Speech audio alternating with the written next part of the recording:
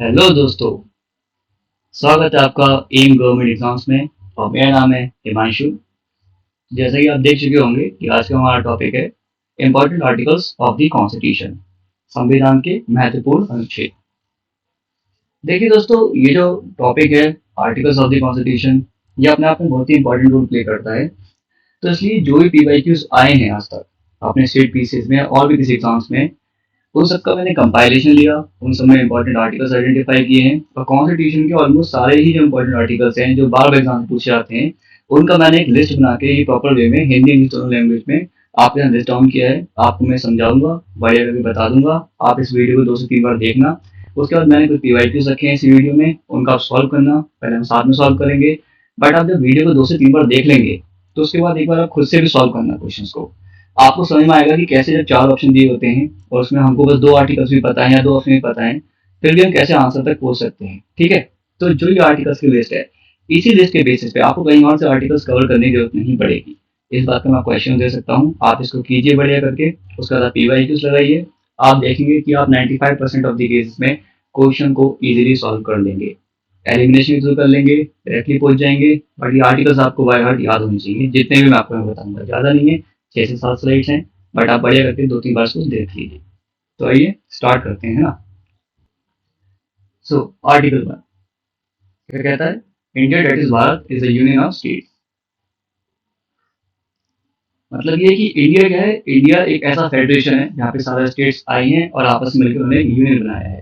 तो देखिए, क्वेश्चन पूछ सकते हैं कि ऑफिशियल नेम ऑफ इंडिया क्या है। तो एक तो इंडिया है और एक भारत है, यही दो ऑफिशियल नेम है। इंडिया के कॉन्स्टिट्यूशन मेंशन है, तो आपको ये तो याद रखने हैं बस। And India as a union state, आपको ये ध्यान रखना है। ठीक है, आगे बढ़ते हैं। आर्टिकल 4, देखिए आर्टिकल 4 को हमें कनेक्शन पढ़ना पड़ेगा आर्टिकल 2 के साथ और आर्टिकल 3 के साथ। असल में आर्टिकल 2 एंड 3 क्या कहते हैं कि जो भी हमारी स्टेट्स हैं, उनकी टेरिटरीज हैं या उनके नेम्स हैं, उनके बॉर्डर्स हैं, उनको चेंज करना है। तो आर्टिकल 2 एंड 3 उसी के बारे में बात करते हैं। बट आर्टिकल 4 कहता है जो भी चेंजेस पार्लियामेंट करेगा स्टेट की बाउंड्री में, उनके नेम में, उनकी टेरिटरी में, उनके एरिया में, तो वो कॉन्स्टिट्यूशन अमेंडमेंट नहीं माने जाएंगे अंडर आर्टिकल 368। असल में आर्टिकल 368 के अंदर अगर आप अमेंडमेंट करते हो तो आपका प्रोसीजर होता है काफी लंबा। यहाँ पे आपको चाहिए होता है स्पेशल मेजोरिटी, कुछ केस में आपको चाहिए होता है स्टेट का कंसेंट। बट आर्टिकल पूरी कहता है कि आप सिंपल मेजोरिटी से स्टेट के नाम, उनकी बाउंड्री, उनकी टेरिटरी चेंज कर सकते हो। आपको आर्टिकल 368 के अंडर नहीं जाना है, उसके अंडर नहीं फॉलो करना है प्रोसीजर। इसलिए आपको आर्टिकल 4 याद रखना है आर्टिकल 2 और 3 के कनेक्शन में। ठीक है, जैसे कि आर्टिकल 2 और 3 मैंने mention कर दिया, creation of the new states, ऐसा उनका नेम हो, बॉर्डर हो, कुछ भी चेंज करना हो, तो उसके रिस्पेक्ट में। Then comes the article 11। Article 11 आपको बस इतना ध्यान रखना है कि जो सिटीजनशिप है हमारी कंट्री की, हमारे लोगों की, उसको पार्लियामेंट रेगुलेट करेगा बाय लॉ। मतलब क्या टर्म्स एंड कंडीशन रहेंगे, ये सब पार्लियामेंट टाइम टू टाइम बताएगा। ठीक है, कॉन्स्टिट्यूशन में ऐसा नहीं लिया हुआ है कि सिटीजन कब कौन होगा, कैसे होगा। वो स्टार्टिंग में बता दिया था बस, उसके बाद से पार्लियामेंट अपना कानून लेकर आता है। जैसे कि 2019 के अराउंड सिटीजनशिप अमेंडमेंट एक्ट भी आया था, तो वो आर्टिकल 11 के ही अंडर आया था। आर्टिकल 14 जो एक फंडामेंटल राइट है, इक्वालिटी बिफोर लॉ। आपको पता होगा इक्वालिटी, सब लॉ के सामने हर कोई बराबर है। ठीक, जो कि rule of law, rule of law भी इसी के अंदर आता है। ठीक है, तो आपको ध्यान रखना है कि आर्टिकल 14 ही प्रोवाइड करता है for the rule of law. Article 17 very important article, abolition of untouchability. ठीक, आगे बढ़ते हैं। Article 18 abolition of titles. Article 19, ठीक है, आर्टिकल 19 के अंदर हमको कई सारे राइट्स मिलते हैं। जैसे हम देखते नहीं है, फ्रीडम स्पीच, एक्सप्रेशन, मूवमेंट और प्रोफेशन, ठीक, और रेसिडेंस। तो ये सारे जो राइट्स हैं हमारे आर्टिकल 19 के ही अंडर है। बट सबसे इंपॉर्टेंट आपको रखना है freedom of speech and expression. तो आर्टिकल 19 के अंडर रखेंगे freedom of speech and expression. ठीक है, आर्टिकल 21 राइट टू लाइफ, सबसे important article, right to life इसके अंदर ही मिलता है। और राइट टू प्राइवेसी जो राइट है, वो राइट टू लाइफ इसी के अंदर राइट टू प्राइवेसी है। उसके अंदर काफी सारे 20 से 25 राइट्स आप इमेजिन कर सकते हो, जैसे कि राइट टू हेल्थ इन्वायरमेंट, ठीक है, right to live with dignity. तो all the rights come under the article 21। Article 22 protection against arrest and detention, इसी आर्टिकल के अंदर आता है प्रिवेंटिव डिटेंशन। ठीक, तो आप बस इतना ध्यान रखेंगे, प्रिवेंटिव डिटेंशन आता है अंडर आर्टिकल 22 के अंदर। Article 23 prohibition of trafficking in human beings, obviously बात है, क्लियर है। आर्टिकल 24 चाइल्ड लेबर को लेके है कि चाइल्ड लेबर नहीं कर सकते आप। ठीक, आगे बढ़ते हैं। आर्टिकल 30 बहुत इंपॉर्टेंट आर्टिकल है, right of minorities to establish and administer educational institutions. Minorities के राइट, कौन से minorities? Linguistic minorities and religious minorities, ध्यान रखेंगे। बस दो माइनॉरिटीज की बात हो रही है आर्टिकल 30 में, ठीक है। Article 32, right to constitutional remedy, जिसको अम्बेडकर जी ने कहा था it is a soul of the constitution. काफी इंपॉर्टेंट आर्टिकल है, इसके अंदर ही रिट्स जारी करता है सुप्रीम कोर्ट। तो आपको याद रखना है कि आर्टिकल 32 जो है कॉन्स्टिट्यूशनल रिमेडी के लिए है, ठीक। अब आर्टिकल 39A जो कि डीपीएसपी है, आप इसको याद रख लीजिए, बट मैं एक सेपरेट वीडियो लाऊंगा जिसमें आप डीपीएसपी हम सारे कवर करेंगे, फंडामेंटल ड्यूटी सारे कवर करेंगे, फंडामेंटल राइट सारे कवर करेंगे, बिकॉज ये तीनों ही टॉपिक काफी इंपॉर्टेंट है, हर एग्जाम के लिए रिपीट होते हैं। तो हम लाइन से सारे ही टॉपिक्स को, सारे ही डीपीएसपी को इसमें इंक्लूड करेंगे, सेपरेट वीडियो होगी, ठीक है ना। बट इसमें जो इंपॉर्टेंट है वो फिर मैंने मैंशन कर दिए हैं। सो आर्टिकल 39A कहता है equal justice and free legal aid. देखिए 1987 में कानून पास हुआ था नालसा करके, ठीक। तो नालसा के जो अंडर है ना, फ्री लीगल एड पहुंचाने के लिए उसको पास किया गया था। तो हर तगमे को सोसाइटी के जो कि अंडर प्रिविलेज हैं, पुअर हैं, उन तक जस्टिस पहुंच सके, उसके लिए आर्टिकल 39A प्रोविजन करता है, ठीक। तो याद रखिए equal justice free legal aid, और उसी के आर्टिकल 39A के अंदर उसकी प्रोविजन है। आर्टिकल 14 विलेज पंचायत, सबसे इंपॉर्टेंट चीज 73rd कॉन्स्टिट्यूशनल अमेंडमेंट एक्ट, जो कि आपको पता होना चाहिए, पंचायती राज इंस्टीट्यूशंस, ठीक। सो आप ये याद रखेंगे, ठीक है। आर्टिकल 40 पंचायती राज इंस्टीट्यूशंस, क्लियर कर लेते हैं, ठीक है।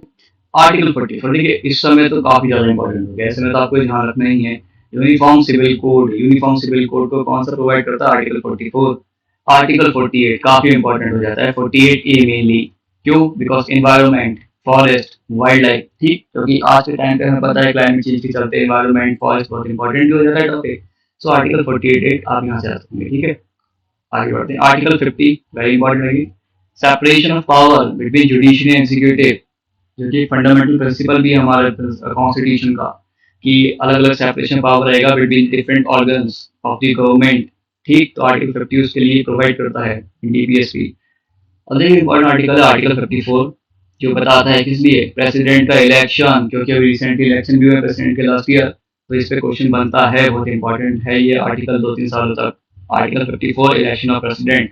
Article 61 again very important, impeachment of the president, president का कैसे उनको हटाया जाएगा, महाभियोग कैसे चलाया जाएगा उनके खिलाफ, तो उसके आर्टिकल 61 में प्रोविजंस हैं।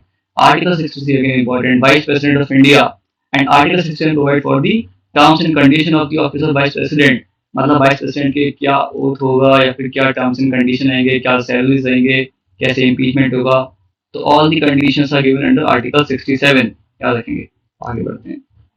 Article 72 pardoning powers of the president, simple.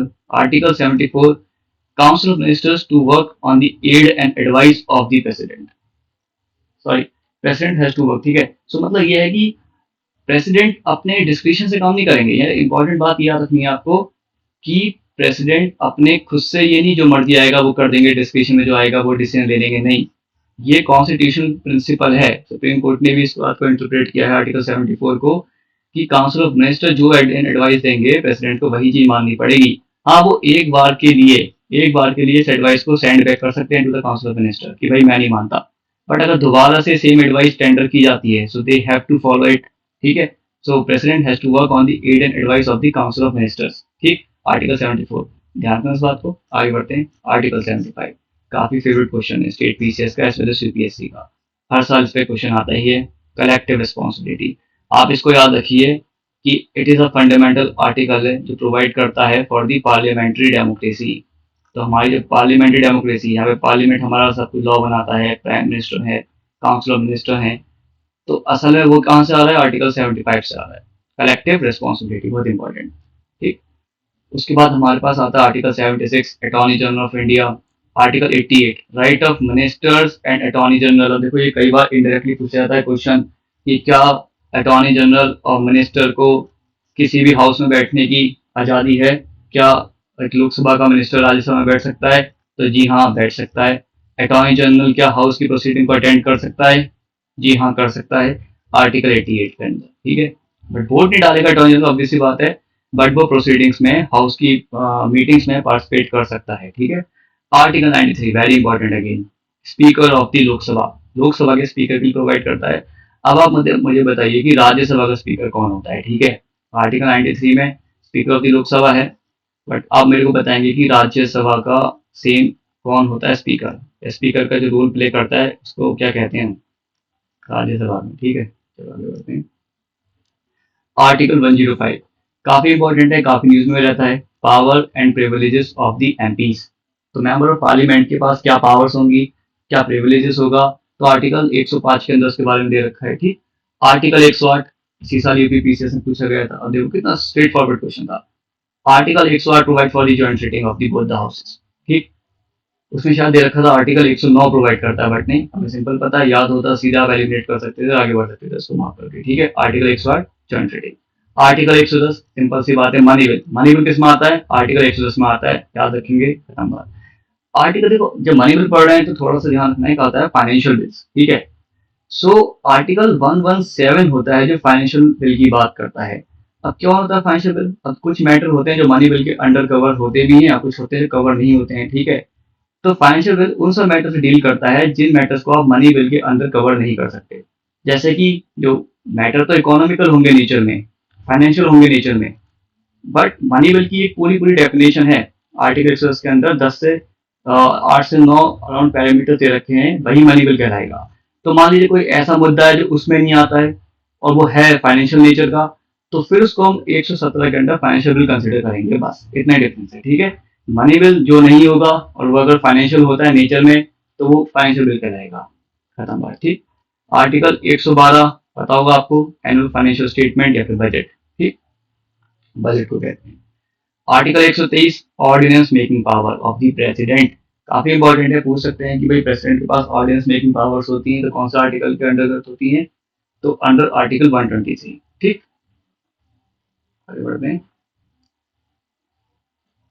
Article 124, अब आते हैं सुप्रीम कोर्ट पे। तो असल में आर्टिकल 124 फंडामेंटल आर्टिकल है जो प्रोवाइड करता है फॉर दी सुप्रीम कोर्ट, ठीक, आप ध्यान रखेंगे इस बात को। आर्टिकल 143 बात करता है कंप्लीट जस्टिस। देखिए कई बार हमने देखा है कि सुप्रीम कोर्ट जो है काफी अपनी जुरिस्डिक्शन से आगे बढ़ के, जिसे हम कहते हैं जुडिशियल एक्टिविज्म, और कभी कभी नेगेटिव सेंस में कह देते हैं जुडिशियल ओवररीच, ठीक है। तो जैसे सुप्रीम कोर्ट ने देखा कि भाई कोल माइनिंग है, कोल जो माइनिंग एलोकेशन हुआ था, तो सुप्रीम कोर्ट ने उसमें जुडिशियल एक्टिविज्म दिखाया था, ठीक। तो किस आर्टिकल के अंदर दिखाया था, आर्टिकल 148, ठीक। सुप्रीम कोर्ट ने देखा कुछ चीज गलत हो रही है, जैसे अभी रिसेंट में मणिपुर में जो हुआ उसका संज्ञान लिया सुप्रीम कोर्ट ने। तो सुप्रीम कोर्ट अगर इस तरीके से इंटरवेंशन करता है, प्रोएक्टिवली काम करता है, तो वो आर्टिकल 142 के अंडर करता है, बिकॉज यही प्रोवाइड करता है सुप्रीम कोर्ट को कंप्लीट जस्टिस इंश्योर करने के लिए समाज, ठीक।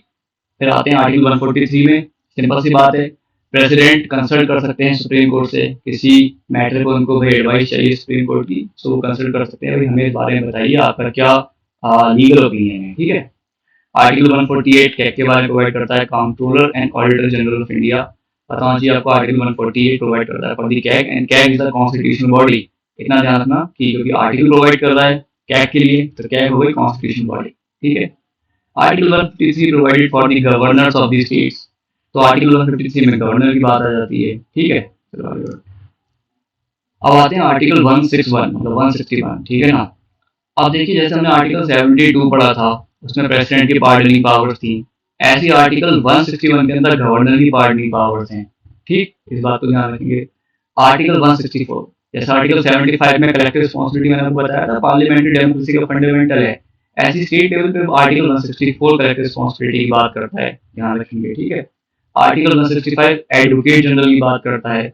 आर्टिकल 167 बहुत इंपॉर्टेंट है, असल में इसको लेके प्री क्या मेंस में भी क्वेश्चन आते हैं कि भाई लेजिस्लेटिव काउंसिल के बारे में लिखिए कि किस आर्टिकल के तहत बनती है, क्या प्रोविजन है, कैसे बनती है और कैसे प्रोज एंड कॉन्स हैं, ठीक। तो अपने को याद रखना है आर्टिकल 169 प्रोवाइड करता है for the creation of the, और अबोलिशन क्रिएशन दोनों के लिए प्रोवाइड करता है, ध्यान रखना, एबोलिशन भी है क्रिएशन भी है, मतलब बनानी है तो क्रिएट कर लो, बनी हुई है तो उसको अबॉलिश कर दो, दोनों के लिए ही प्रोवाइड करेगा article 169 for the legislative councils, ठीक है। आप मुझे बताइए कमेंट सेक्शन में कि कौन कौन सी स्टेट या कितनी ऐसी स्टेट है इसमें लेजिस्लेटिव काउंसिल करंट में है ऑपरेशन, ठीक है, कितने किस किस में अभी है, कॉन्स्टिट्यूटेड है, किसमें काम कर रही है, ठीक है। Then comes to article 194, same article 105 था एमपीज के प्रिविलेजेस, तो आर्टिकल 194 194 है एमएलएस के प्रिविलेजेस, ठीक है। आर्टिकल 200 वेरी इंपॉर्टेंट आर्टिकल, ये बात करता है गवर्नर की वीटो पावर की, ठीक। तो गवर्नर के पास वीटो पावर्स होती हैं, जैसे एब्सोल्यूट वीटो हो गया, सस्पेंसिव वीटो हो गया, पॉकेट वीटो हो गया। और एक पावर होती है गवर्नर की आर्टिकल 201 में जिसके तहत गवर्नर जो है प्रेसिडेंट के लिए बिल्स को रिजर्व कर लेता है, प्रेसिडेंट की कंसिडरेशन के लिए। तो आपको दोनों याद रखना है, आर्टिकल 200 गवर्नर की वीटो, आर्टिकल 201 प्रेसिडेंट की वीटो। ठीक, आदमी प्रेसिडेंट की वीटो मतलब गवर्नर ने रिजर्व कर लिया बिल 201 के अंडर प्रेसिडेंट की कंसिडरेशन के लिए, तो प्रेसिडेंट बताते हैं कि हाँ उसमें क्या करना है आगे। ठीक है, ऐसे चलो आगे बढ़ते हैं। आर्टिकल 213, जैसे हमने आर्टिकल 123 पढ़ा था, ordinance making power of the president. तो आर्टिकल 213 देखो 1 2 3 वहां था, 2 1 3 यहाँ पे, ऐसे ध्यान रख लेना। ऑर्डिनेंस ऑफ द गवर्नर बात। आर्टिकल 226 किसके लिए कहता है? हाई कोर्ट के लिए कहता है, रिट्स इश्यू कर सकते हैं। अब हमने पढ़ा था आर्टिकल 32 कॉन्स्टिट्यूशनल रेमेडीज। हाँ मैंने आपको बताया था कैसे सुप्रीम कोर्ट के पास पावर है कि वो रिट्स इश्यू करता है कॉन्स्टिट्यूशनल रेमेडी के लिए, मतलब फंडामेंटल राइट्स को इंश्योर करने के लिए, प्रोटेक्शन के लिए। ऐसे ही आर्टिकल 226 के तहत हाई कोर्ट इशू कर सकता है रिट्स। ठीक है, अपने कॉन्स्टिट्यूशनल फंडामेंटल लीगल राइट्स हर किसी के लिए।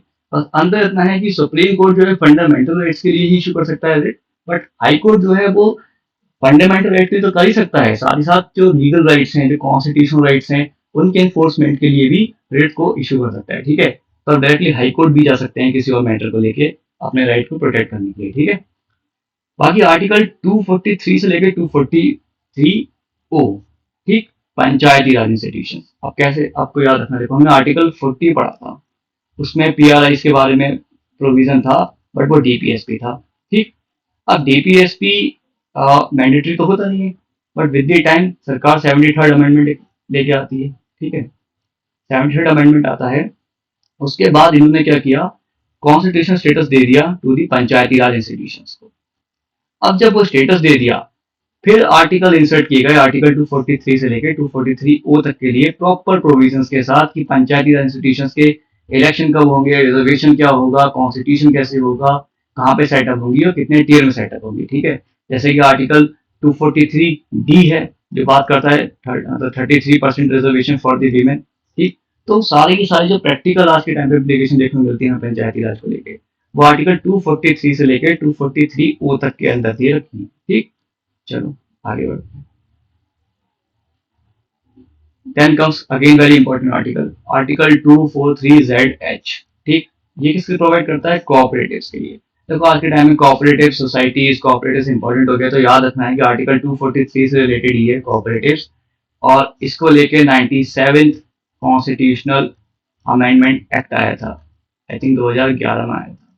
ठीक, तो उसके बाद अब ये भी आपको याद आ जाएगा कि भाई 97 कॉन्स्टिट्यूशन अमेंडमेंट एक्ट 2011 में आया था, और उसके बाद जो है कोऑपरेटिव सोसाइटीज हमारी जो है उसको यहाँ पे कॉन्स्टिट्यूशन स्टेटस दिया गया।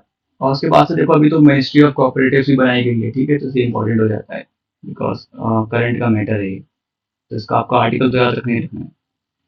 देन कम्स आर्टिकल 263 जो कहता है इंटरस्टेट काउंसिल्स के बारे में। ठीक, और किसकी रिकमेंडेशन पे इंटरस्टेट काउंसिल को एस्टैब्लिश किया गया था? असल में जो आज वर्क कर रही है सरकारी कमीशन के। ठीक है, तो आर्टिकल 263 प्रोवाइड करता है इंटरस्टेट काउंसिल्स के बारे में, बट जो एक इंटरस्टेट काउंसिल आज वर्क कर रही है उसका सेटअप किया गया है सरकारी कमीशन की रिकमेंडेशन पे। ठीक है, तो अब ये रखना सरकारी commission related to interstate council and interstate council related to article 263। ठीक है, इससे आपका क्वेश्चन निकल जाएगा आराम से। फिर मैंने आपको article 266 consolidated fund of India, अब जो थोड़ा रिलेशन बताता हूँ आपको। आप 266 के अंदर कंसोलिडेटेड फंड ऑफ इंडिया है, अभी मैं आपको बताया था 810 के अंदर क्या है? Money bill. फिर मैंने आपको ये बताया था कि मनी बिल को लेकर प्रोविजंस हैं, आप उसमें से कोई भी अगर कुछ प्रोविजन दे रखें कि भाई ये चीज आप करते हो तो ये मनी बिल कहलाएगी, ये मनी बिल कहलाएगी, तो एक प्रोविजन ये है कि आप CFI मतलब कंसोलिडेटेड फंड ऑफ इंडिया के अंदर पैसा डाल रहे हो, पैसा निकाल रहे हो, या किसी भी तरीके का मॉडिफिकेशन कर रहे हो इसके अंदर, सो उसको हम टर्म करेंगे under article 110 as the money bill. समझे? तो CFI अंदर मेंशन है आर्टिकल 110 के अंदर भी, तो CFI के साथ आप कुछ भी कर रहे हो तो that to be considered as the money bill. ठीक, तो ये ध्यान रखना, थोड़ा रिलेशन समझ में आ जाएगा आपको कि हाँ भाई मनी बिल का एक्चुअल काम क्या है। फिर 267 है कंटिजेंसी फंड। ऑब्वियस सी बात है प्रेसिडेंट के पास होता है, ऐसे कोई आपदा आ जाए जो नहीं पता एकदम से आ गई तो उसमें यूज करना होता है। ठीक है, तो उसके लिए कोई मनी बिल की जरूरत नहीं है, इसमें से आप पैसा डायरेक्टली, क्योंकि भाई ऑब्वियस सी बात है इमरजेंसी के लिए कंटिजेंसी फंड होता है तो उसमें कानून थोड़ी पास करोगे, बट CFI के लिए मैंने बताया कानून पास करना पड़ेगा। कौन सा कानून? Money bill. ठीक, ध्यान रखेंगे। ओके, चलो article 280 very important, finance commission. इस समय करंट में 15 फाइनेंस कमीशन की रिपोर्ट भी आई है, बैक टू बैक क्वेश्चंस भी आ रहे हैं उसमें से, और आगे क्वेश्चन आएंगे बिकॉज 4 से 5 साल के लिए इसका इम्प्लीमेंटेशन होगा। तो आपको एक तो मेरे को ये बताना है कि 15 फाइनेंस कमीशन के जो चेयरमैन है वो कौन है, ठीक है, और बाकी आर्टिकल 280 इसके लिए प्रोवाइड करता है, ठीक। बट आप मेरे को बताइए 15 फाइनेंस कमीशन के चेयरमैन कौन है, क्योंकि ये पोटेंशियल क्वेश्चन सर्च कीजिए और लिखिए कमेंट सेक्शन में नाम, काफी हेल्पफुल रहेगा आपके लिए। देखो एक बहुत इंपॉर्टेंट आर्टिकल है, article 300A, right to property. तो मैं पढ़ कह रहा हूँ क्योंकि पहले ये था फंडामेंटल राइट, ठीक है। अब हुआ ये, इसको आई थिंक आर्टिकल 19 सब क्लोज एफ, आर्टिकल 19 सब क्लोज एफ के अंदर हुआ करता था ये राइट टू प्रॉपर्टी, तो ये था फंडामेंटल राइट। बट हुआ ये कि जब स्टार्टिंग में लैंड रिफॉर्म्स आए, ठीक है, जमींदारी सिस्टम को खत्म किया, तो जमीन को भाई आप फंडामेंटल राइट के तौर पर तो नहीं दे सकते किसी को, अदरवाइज बंदा चला जाएगा सुप्रीम कोर्ट आर्टिकल 32 के तहत और फिर आप उससे जमीन ले नहीं पाओगे। तो हमारी पार्लियामेंट ने अमेंडमेंट किया और 19 सब क्लॉज एफ को, जो कि प्रॉपर्टी के लिए प्रोवाइड करता था, उसको डिलीट कर दिया। अब डिलीट कर दिया तो भाई आपका जो राइट टू प्रॉपर्टी है वो फंडामेंटल राइट तो नहीं रहा। अब आप ऐसा नहीं है उसको हटा नहीं सकते, फंडामेंटल राइट नहीं, उसको जो पार्लियामेंट है लॉ बनाएगी और हटा लेगी, ठीक है। लेकिन उसको दूसरा स्टेटस दे दिया, स्टेटस दे दिया किस चीज का, कॉन्स्टिट्यूशनल राइट का, क्योंकि कॉन्स्टिट्यूशन के अंदर मेंशन है तो वो हो गया कॉन्स्टिट्यूशनल राइट, या फिर उसको कह सकते हैं लीगल राइट। लेकिन फंडामेंटल राइट नहीं कहेंगे, फंडामेंटल राइट बस वही है जो हमारे पार्ट 3 फंडामेंटल राइट्स के अंदर मेंशनड है। उसके अलावा कोई राइट अगर आपको मिलता है, जैसे आर्टिकल 300A है राइट टू प्रॉपर्टी, तो वो एक लीगल राइट हो सकता है या फिर कॉन्स्टिट्यूशनल राइट हो सकता है, ठीक है, याद रखेंगे अच्छे से। 300A right to property is a constitutional और legal right but not the fundamental right, fundamental right नहीं है। आर्टिकल 315 यूपीएससी पीसीएस, हमारी जो एग्जाम कंडक्ट कराती है संस्था, ठीक है, जो आयोग है अपना अपना पीसीएस है, यूपीएससी है, ये 315 के अंदर दिया हुआ है। और दूसरा याद रखना ये कॉन्स्टिट्यूशनल बॉडीज हैं, सीधे क्वेश्चन आ जाता है। फिर बहुत इंपॉर्टेंट आते हैं 2 article, article 323A 323B। 323A कहता है एडमिनिस्ट्रेटिव ट्रिब्यूनल्स के बारे में, जो कि आप सुन भी रहे होगे आज के टाइम में, कैट, जहाँ पे यूपीएससी का सीसेट का केस गया हुआ है, जिन्होंने बर्खास्त कर दिया एक सेकंड में कि भाई कुछ गलत नहीं है, ठीक है। तो सेंट्रल एडमिनिस्ट्रेटिव ट्रिब्यूनल, ठीक है, एक तो ये हो गया, ऐसे होते हैं सेट, स्टेट एडमिनिस्ट्रेटिव ट्रिब्यूनल्स, ठीक। तो वो तो होगा 323A के अंदर। और बाकी उसके अलावा जो भी ट्रिब्यूनल्स बनते हैं, फिर वो एनजीटी हो या नेशनल ग्रीन ट्रिब्यूनल हो, या फिर आपका नेशनल कंपनी लॉ ट्रिब्यूनल हो, या फिर आपका लेबर लॉस को लेके कोई ट्रिब्यूनल, एपलेट ट्रिब्यूनल्स हो, ठीक है ना, इंडस्ट्रीज को लेकर ट्रिब्यूनल्स हो, तो वो सारे ट्रिब्यूनल्स आपके आते हैं ट्रिब्यूनल्स फॉर अदर मैटर्स में आर्टिकल 323B के अंदर, ठीक। तो ए में बस आएंगे, ए से याद रखो, ए से एडमिनिस्ट्रेटिव, जिसमें सेंटर का कैट, स्टेट का सेट, ए से याद रखो एडमिनिस्ट्रेटिव, और बच्चे जो भी वो आएंगे बी में, ठीक है, बचे हुए मतलब बी से बचे, और बी अदर्स मैटर, खत्म बात, ठीक। आगे बढ़ते हैं। Article 324 election commission of India, बस इतना ध्यान रखो, article 324 provide for the election commission of India. Article 338 national commission for scheduled cast, ठीक है, और 338A national commission for scheduled tribe, sorry ये शायद मिसप्रिंटिंग हो गई है तो यहाँ पे इसको मिटा देंगे, national commission for scheduled tribes, ठीक है, national commission for scheduled cast. Simple 338 ये है, 338E में शेड्यूल्ड ट्राइब्स है। और इसमें ध्यान क्या रखना है, आपको ध्यान रखना है कि national commission for scheduled tribes, scheduled caste, ये कॉन्स्टिट्यूशनल बॉडीज हैं। और ऐसे ही आपकी आती है, रिसेंटली अभी अमेंडमेंट हुआ था, आर्टिकल 338B को अपना ऐड किया गया है कॉन्स्टिट्यूशन में, national commission for backward classes, ठीक है, ठीक। So national commission for backward classes, पर ध्यान क्या रखना है, एक बार आप आर्टिकल नहीं भी आ सकते चलेगा, बट आपको याद रखना है कि national commission for scheduled caste, national commission for scheduled tribe और national commission for backward classes, ये तीनों ही कॉन्स्टिट्यूशनल बॉडीज हैं। ये ऐसे डायरेक्ट क्वेश्चन आ जाते हैं। आई थिंक यूपीएससी 2023 के अंदर क्वेश्चन आ गया था। अब बताओ यहाँ से अगर पढ़ रखा है 38B के अंदर national commission for backward classes एक कॉन्स्टिट्यूशनल बॉडी है, बस ये इतना पता होना चाहिए था, उसमें आप आंसर मार्क कर देते, ठीक। Article 343 official language of the union, खत्म बात। आर्टिकल 352 जिसे हम कहते हैं नेशनल इमरजेंसी, ठीक, आपको पता होना चाहिए नेशनल इमरजेंसी, ठीक, आर्टिकल 352 के अंडर लगती है। आर्टिकल 356 प्रेसिडेंट रूल, जैसे हम देखते रहते हैं स्टेट के अंदर कई बार कॉन्स्टिट्यूशनल मशीनरी फेल हो गई या स्टेट किसी तरह का एग्जीक्यूटिव ऑर्डर इम्प्लीमेंट नहीं कर पा रहा है, ठीक किसी और तरह की प्रॉब्लम फेस करनी पड़ रही है स्टेट के अंदर, तो ऐसे केस में आर्टिकल 356 के अंडर जो है हमारा प्रेसिडेंट रूल लगाया जाता है। Then comes the article 360 financial emergency. बस इतना ध्यान रखो, आर्टिकल 360 के अंदर फाइनेंशियल इमरजेंसी है, बट फाइनेंशियल इमरजेंसी आज तक लगी नहीं है, इंडिया में इम्प्लीमेंट नहीं की गई है, ठीक है। आर्टिकल 368 ये भी काफी इंपॉर्टेंट आर्टिकल है, आपको समझ में आएगा जो स्टार्टिंग में कह रहा था आर्टिकल 4 की बात। अब देखो ये आर्टिकल प्रोवाइड करता है power of parliament to amend the constitution. मतलब हमारा कॉन्स्टिट्यूशन फ्लेक्सिबल क्यों कहलाता है, इसीलिए कहलाता है क्योंकि आर्टिकल 368 प्रोवाइड करता है कि पार्लियामेंट चाहे तो कॉन्स्टिट्यूशन को अमेंड कर सकता है, बट उसके लिए स्पेशल मेजोरिटी चाहिए होती है, ठीक है, कि भाई majority of both the houses, या तो एब्सोल्यूट मेजोरिटी चाहिए होगी, more than 50% of the people present in voting, या फिर 66% वाली 2/3 of the members present in voting वाली होगी, ठीक है। बट आर्टिकल 4 के अंडर जो आप अमेंडमेंट करते हो संविधान में, कि कोई स्टेट का नाम चेंज कर दिया, कोई उसकी एरिया बढ़ा दिया, घटा दिया, तो वो चीज आर्टिकल 368 के अंडर नहीं आता है, ठीक है। मतलब वो चीज जो है आर्टिकल 2 एंड 3 के अंदर जो आप अमेंडमेंट कर रहे हो, वो सिंपल मेजोरिटी से भी हो सकता है। बाकी आप कुछ अमेंड करोगे संविधान के अंदर तो आपको आर्टिकल 368 को फॉलो करना पड़ेगा, जिसके लिए पूरा प्रोविजन वहां पे एलेबोरेटेड है, ठीक। तो ये चीज थी। तो आई थिंक जितने भी इंपॉर्टेंट आर्टिकल्स थे हमने उनको कवर कर लिया है।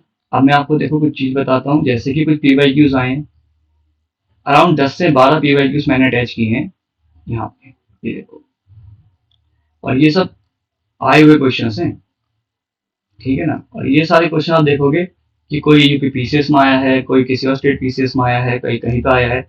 अब एक बार आप जहाँ इन्हीं जो वीडियोस पढ़ाई हैं इनके बेसिस पे ही इस वीडियो को 2 से 3 बार देखो, इन्हीं आर्टिकल्स को देखो और इन क्वेश्चन को अटेम्प्ट करो।